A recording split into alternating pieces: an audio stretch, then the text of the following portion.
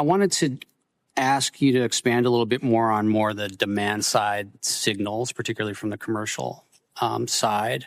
And, we see this a little bit with chips. First movers when it comes to customers can be, it is just frankly very difficult. And I'm interested in the legislation that you were advocating for, but just generally how you see that and just kind of more signals from the demand side being important here. Absolutely. We're not going to thrive and create a secure and robust manufacturing base without both an aerospace and defense demand signal and a commercial demand signal. Obviously, the commercial market is much bigger globally for microelectronics than simply aerospace and defense, which tends to be more bespoke, and thanks to ITAR is largely on our shores.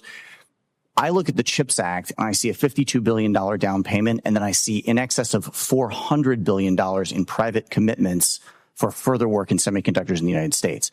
What we take away from that is that the private sector, Wall Street, follows public action. When they see the government backing a specific technology, as you've seen with semiconductors through the CHIPS Act, then private capital moves off the sidelines. The hardest business case right now in our industry is where is your customer? Where is the demand signal?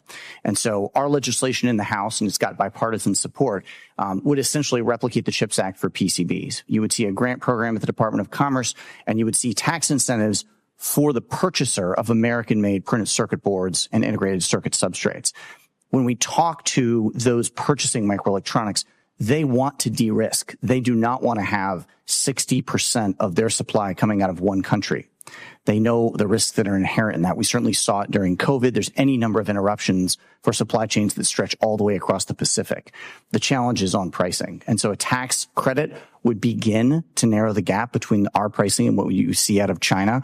And then those grant programs would allow for the capital investments necessary to hire new workers, buy new tooling and equipment, and expand facilities. I'm encouraged that the Defense Production Act has been used to a limited extent for defense-specific applications in that regard, but that program needs to be scaled up as well at the Pentagon. Thanks for that.